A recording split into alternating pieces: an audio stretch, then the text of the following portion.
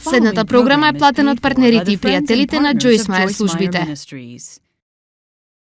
Рушење на непријателските тврдини, дел први.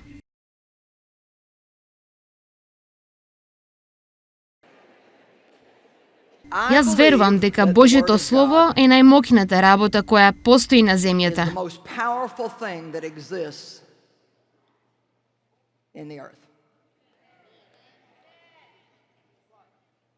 Исус е Слово кое стана тело.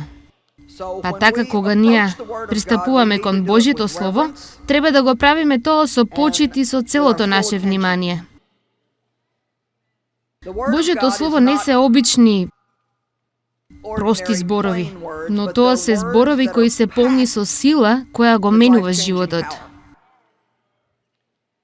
Јас верувам дека кога се проповеда Словото, чудата се на располагање да менуваат животи, да спасува, да лечи физички, ментално, емоционално, духовно. Сакам да ве охрабрам вечерва додека проповедам и навистина целиот викенд. Не сакам само да дојдете и да си седите таму чекајќи што ќе се случи.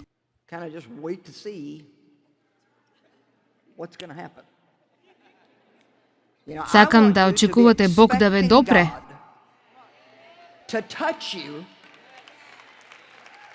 И ако имате болести во вашето тело или болка, сакам да очекувате исцеление. Сакам да очекувате. Верувам во Псалм 107 стих 20 кој вели: Тој го испраќа неговото слово и ги исцелува. Не мислам, ние можеме да ги ракополагаме болните. Ние се молиме со молитва на вера и болните се исцелени. Ја всушност верувам како што словото се проповеда, луѓето можат да примат физичко исцеление.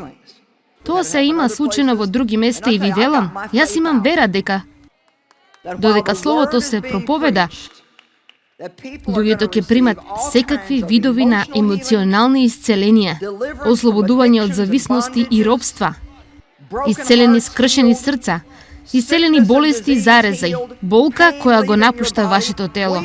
Ние му служиме на мокниот, силен Бог кој прави чуда.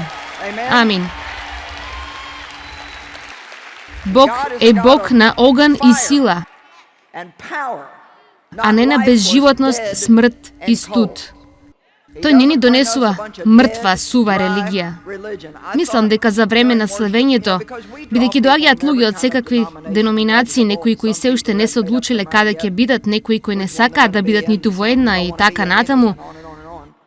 Знам дека кога доаѓате на ваква конференција, кога сте во средина на мокен бран на луѓе кои го обожаваат Бог, како вечерва, можеби некогаш не сте виделе такво нешто и сте како: леле, што се случува? Бидете искрени. Знаете во вашиот дух дека тоа е правилно и добро. Целта е дали овие луѓе вечерва се восхитени за Исус и ние би требало да сме восхитени за Исус. Некако ние мислиме дека е во ред да ги потрошиме нашите емоции на секоја друга работа во светот, освен за Бог.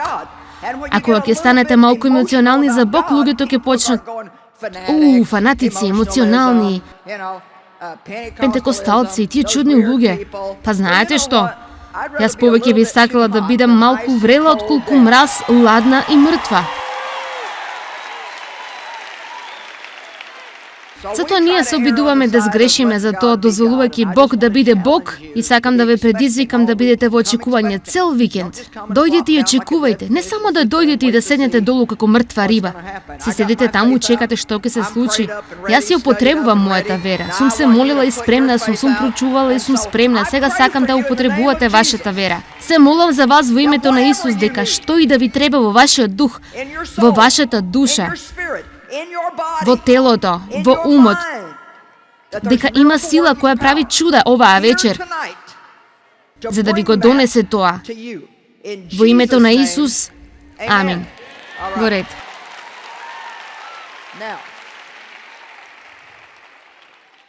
Сега мислите секогаш одат пред делата. Јас често велам, каде што одат мислите, човекот ги следи. И мислам дека тоа е многу точно. Библијата не поучува во Римјаните 8 стих 5 дека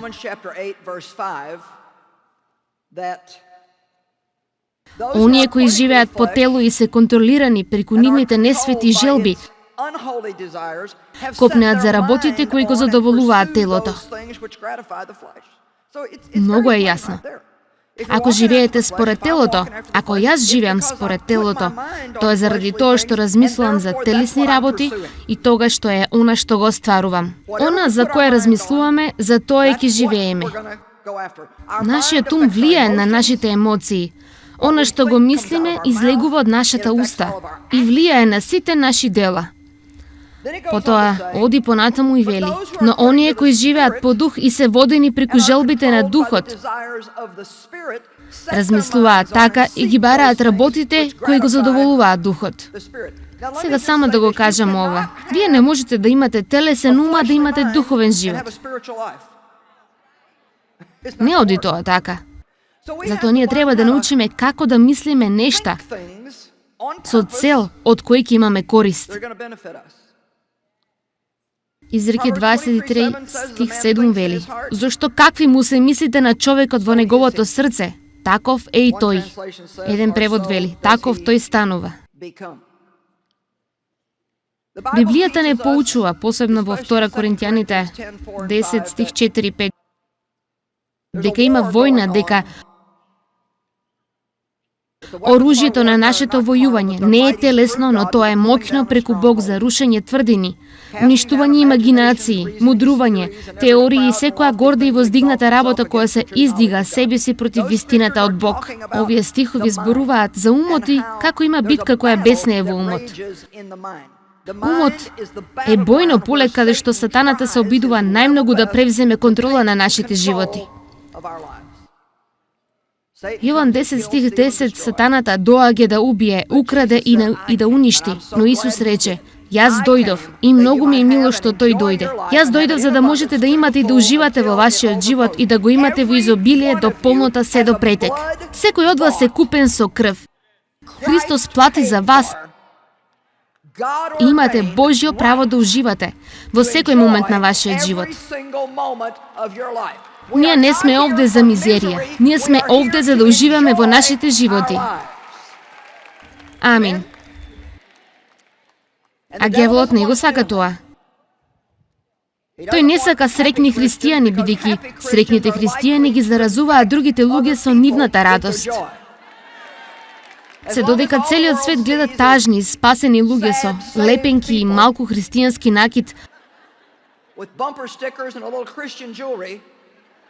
не им кажува ништо на нив, се додека не им се предложи да размислат да го сакаат она што го имаме, што ние го имаме.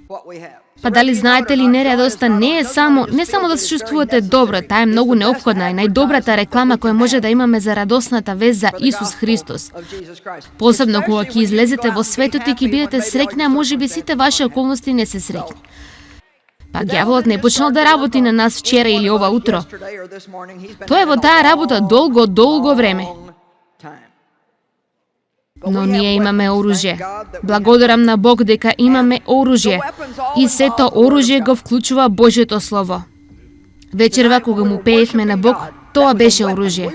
Ние имавме духовна војна вечерва кога го славевме Бог. Словото кое го проповедам вечерва се бори против демонските духови и руши тврдини во животите на луѓето. Кога ние го слушаме Словото, го зборуваме Словото. Медитираме на Словото, го пееме Словото. Кога го славиме Бог, сите тие работи се оружје која го напаѓа непријателот. Библијата не учи дека нашиот ум треба да биде обновен. И ние ќе зборуваме многу за тоа вечерва. Ѓаволот е лажго. Татко на лагата. Тој не проучувал внимателно секој еден од нас за долго време. Но мојата цел е и моето прашање до вас е: колку долго вие го проучувате него? Колку брзо ние препознаваме еден непријателски напад? Колку долго се задржуваме на ѓаволската бесмислица пред да кажеме: знам што се обидуваш да направиш и нема да го направиш. Без разлика каква лага ми кажуваш, ова го вели Божјето Слово и јас верувам во тоа. Колку долго се задржуваме со непријателот кој не мачи? Колку денови треба да бидеме во депресија и полни со самосожалување пред да кажеме: ах, мислам дека сум под непријателски напад.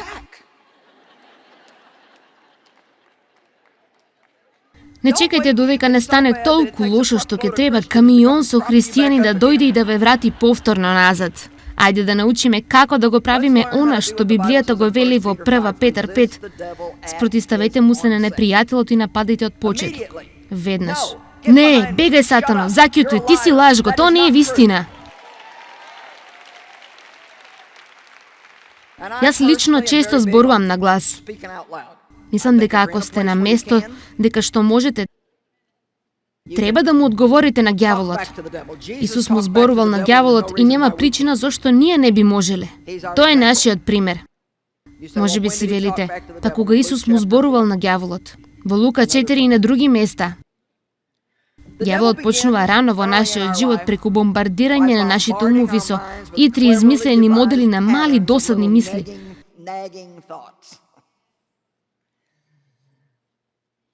Сомневање, страв, грижа, мудрување, теории. Тој се движи полека и предпазливо. Најпосле за добро оформени планови е потребно време. Упориште е област каде што непријателот се утврдува себе си и ја контролира таа област.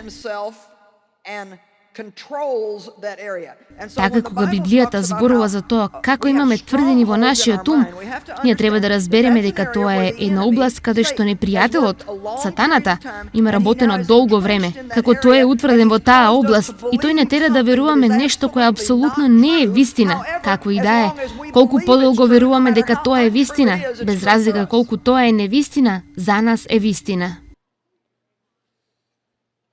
И секако јас имав многу работи во мојот живот во кои цврсто верував, а беа апсолутно неточни. Но не знаев дека не се вистина бидејќи не го познавав Божјето Слово. Не знам дали воопшто знаеме колку скапоцен е Божјиот збор. Ви велам, јас му благодарам на Бог за она што го знам. Ах, мој Боже, немаше да знам нешто ако не ја проучував Библијата овие 37 години. Но благодарам на Бог за она што го знам. Колку повеќе знаете од Словото, мислам, навистина знаете, толку помалку ќе бидете измамени. Ѓаволот не сака вие да проучувате. Не сака вие да бидете овде вечерва и ќе се обиде да направи се што може за да ве попречи, бидејќи не сака да сватите ништо од ова. Но вие не мора да бидете загрижени, бидејќи јас веќе се молев и вие ќе внимавате. Точка, крај на разговорот. И нема да сакате да заспиете овде, бидејќи ние имаме луѓе кои ќе дојдат и ќе ве разбудат. Така со ово оружје кое ние го имаме, тврдините можат да бидат разрушени. Така овде гледаме дека ние сме во војна.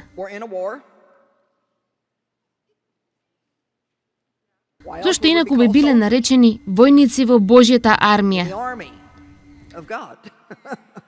Војниците во армијата се за војна. Така ние сме во војна. Нашиот непријател е сатаната, не луѓето. Ние се бориме не против тело и крв, но против поднебесните власти и силите на злото. Знам, нам не ни се допаѓа. Да, не знам, Джойс, не ми е удобно за сето ова зборување за ѓаволот. Знаеш, тоа е морничаво. Па дали ќе ви биде подобро да го поминете остатокот од вашиот живот измамени и мизерни или би сакале да се соочите со вистината дека имате непријател? Не треба да бидете загрижени за непријателот, бидејќи Бог е помоќен од него, но не би требало ниту да го игнорирате. Исус не го игнорираше ѓаволот и ние не би требало да го игнорираме исто така. Нашиот ум е бојното поле. Ѓаволот работи упорно да направи упоришта во нашите умови. Тој си го употребува времето да работи на своите планови. Затоа сега ние малку ќе разгледаме како работи овој план со тоа што јас ќе споделам една парабола со вас, а тоа не е парабола која Исус ја кажал. Ова е моја парабола која ја направив и таа е во книгата Бојното поле на умот. Затоа ќе треба да ми се препуштите и да дозволите да ви прочитам една мала случка. Мери и нејзиниот сопруг Џон немаат среќен брак. Има несогласување помеѓу нив постојано. Двајцата се лути, гневни и обивни. Имаат две деца на кои им влијаат проблемите од дома.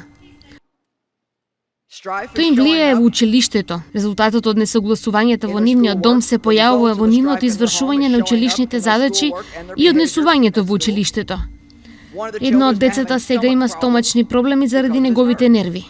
Сега, некои од вас можеби мислат, јас сум во брак и тоа со Џон. Многу од вас можат веќе да препознаат кон каде оди вода. Па проблемот на Мери е дека таа не знае како да дозволи Џон да биде водач во нивниот дом. Таа се однесува шефовски. Сака да ги донесува сите одлуки, да се справува со финансиите и со дисциплината на децата. Таа сака да работи за да има нејзини пари, бидејќи таа е независна, гласна, многу бара и замерува. Може би досега си мислите, па јас го имам одговорот за Мери, таа треба да биде спасен. Треба да го познае Исус. Па погодете, таа го знае Исус. Таа го прими Исус пред 5 години. После 3 години откако се зедоа со Џон. Мислите ли дека немаше промена кај Мери откако таа беше на новородена? Па имаше некои промени. Таа сега верува дека ќе оди во небото ако умре, но се уште живее под некои постојани осуди, бидејќи се чувствува толку лошо за нејзиното однесување што изгледа дека не може да се контролира. Таа има некоја надеж сега, отколку пред да го сретне Исус. Беше мизерна и безнадежна. Сега таа е само мизерна.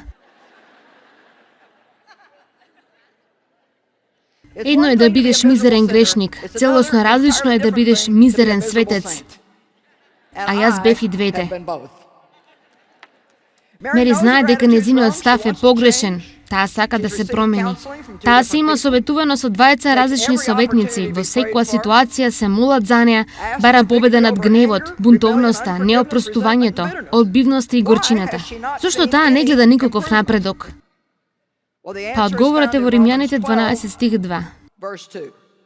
Хајде да одиме таму и да го прочитаме тоа пред да продолжиме понатаму. Не наликувајте на овој свет, обликуван и прилагоден на своите надворешни, површни работи. Туку преобразете се. Целосно променети преку полна обнова на вашиот ум.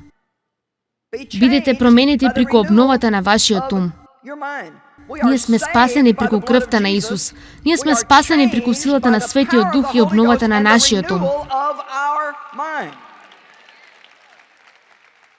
Кога сте спасени, вашиот ум не е спасен. Вие имате нов ум, добивате ум од Духот, добивате ум од Христос. Ќе зборуваме за тоа малку подоцна, но се уште треба да биде развиен. Тоа е нешто длабоко внатре во тебе. Старите навоки треба да бидат скршени. Тврдините треба да бидат разрушени. Колку луѓе го примаат Христос како нивни спасител? Тие се искрени, тие се молат за спасение со некого, сакат да го променат својот живот, но никогаш не се едуцираат себе си. Не се едуцираат самите. Нема ниту една личност овде што би очекувала да биде доктор без образование. Не би можеле да очекувате да бидете добар заболекар без образование. Не би можеле да очекувате да бидете учител без образование, ниту воспитувачка во детска градинка не можете без образование. А сепак очекуваме да бидеме силни, победнички христијани без образование. А тоа не оди така.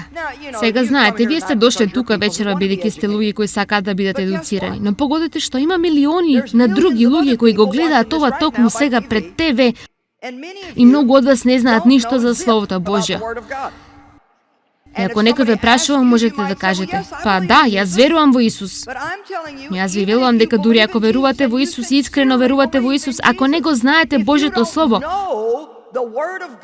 мислам да го познавате, не само да имате малку умствено знаење, но ако не го познавате, тогаш нема да бидете способни да распознаете кога ѓаволот ве лаже и ако му дозволите да ве лаже, тој ќе загосподари во вашиот живот.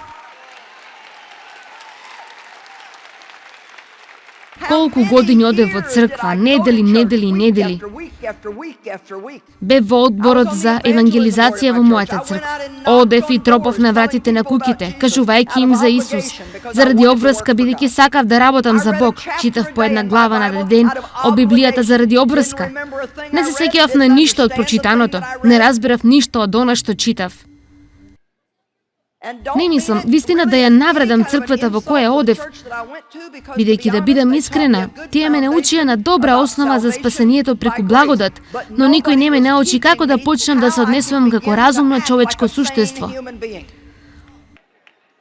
Одев на црква во недела, се карав со мојот сопруг цела недела, им викав на децата цела недела. Бев мизерна, депресирана, лута, тотална збрка и се враќав назад во црквата следната недела. И ви велам, бев на сите сеопшти лудувања за последните 37 години, се додека Бог не ме допре во мојот живот и додека не го научив Неговото Слово, за да ги гледам христијаните како растат и зреат, за да тие можат да го имат она за која Исус умре, и така да можеме да бидеме светлина во темниот свет. Амин. Се чувствувам многу посветена за тоа. И овде почнува обновата на вашиот ум. Тоа е процес кој никогаш не престанува. Ајде да ви кажам, за време на проучувањето за оваа серија последните неколку недели и колку поблиску се ближеше конференцијата, толку повеќе се утврдував себе си и проучував, повеќе медитирав на тоа, повеќе читав, повеќе мислев за ова. Мислев на овие стихови за умот целиот ден и тоа ми помогна. Моето размислување се подобри преку подготвување да проповедам за пораката за мислењето. Затоа секогаш велам, ќе бидам среќна да проповедам на себе си дури ако не ви треба на вас. Јас ќе бидам среќна да си проповедам на себе. Ние треба да имаме обновени умови. Римјаните 12 стих 2. Не наликувајте на овој свет, но бидете променети преку целосна обнова на вашиот ум, за да можете да докажете за себе си што е добрата, совршена и прифатлива Божја волја за вас. Јас не сакам само да зборувам за добрите работи што Бог сака да ги имам. Јас сакам да ги видам нив. Ги сакам докажани во мојот живот и не сакам само да ви проповедам за нив. Сакам вие да кажете: Джојс, јас ги добив. Сакам да ги слушнам вашите сведоштва. Јас сум слободен, јас сум нова личност, мојот брак се промени, моите деца се различни, мојот дом е различен, јас добив мир во мојот живот.